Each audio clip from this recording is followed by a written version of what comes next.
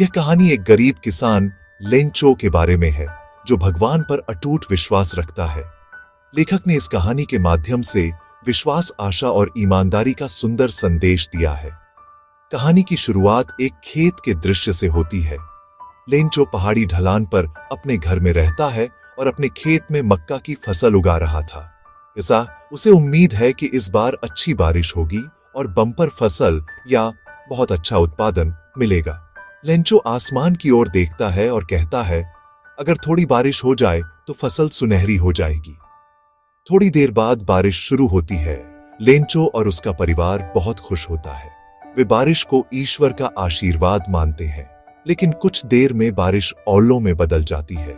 ओले इतने बड़े और ज्यादा गिरते हैं कि पूरी फसल नष्ट हो जाती है।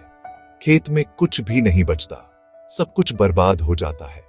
लेंचो बहुत दुखी हो जाता है और कहता है, अब हमें पूरी साल भूखा मरना पड़ेगा। भगवान ही हमारी मदद कर सकता है। लेंचो को भगवान पर बहुत भरोसा था। वह सोचता है कि भगवान उसकी मदद जरूर करेगा। इसलिए वह भगवान को एक पत्र लिखता है। वह लिखता है, भगवान, मेरी पूरी फसल बर्बाद हो गई है। मुझे जीने के लिए और फिर से फसल उगाने के लिए 100 पेसोस की जरूरत है। कृपया मुझे पैसे भेज दो। फिर वह पत्र को लिफाफे में डालकर टू गॉड लिखता है और पोस्ट ऑफिस में डाल देता है। पोस्टमास्टर, डाकघर का अधिकारी, जब यह पत्र पढ़ता है तो पहले हंस पड़ता है, लेकिन फिर उसे लेंचो की भगवान पर सच्ची आस्था देखकर बहुत आश्चर्य होता है। वह सोचता है, लेंचो का विश्वास टूटना नहीं जाए। इसलिए वह अपने दोस्तों से पैसे इकट्ठे करता है, सभी कर्मचारियों के सहयोग से। लेकिन वह कुल 70 पेसो इकट्ठे कर पाता है, पूरे 100 नहीं। वह पैसे को लिफाफे में रखकर भगवान का हस्ताक्षर कर कर भेज देता है।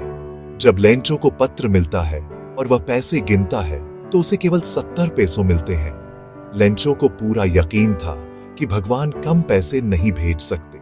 वह सोचता है कि भगवान ने पूरे पैसे भेजे होंगे, लेकिन पोस्ट ऑफिस के कर्मचारियों ने कुछ पैसे चुरा लिए हैं। वह तुरंत दूसरा पत्र भगवान को लिखता है, जिसमें कहता है, भगवान, मुझे केवल 70 पेसो मिले हैं। शेष भी मुझे पैसे भेज देना, लेकिन इस बार पोस्ट ऑफिस के लोगों के माध्यम से मत भेजना, क्योंकि वे बेईमानों का झुंड है।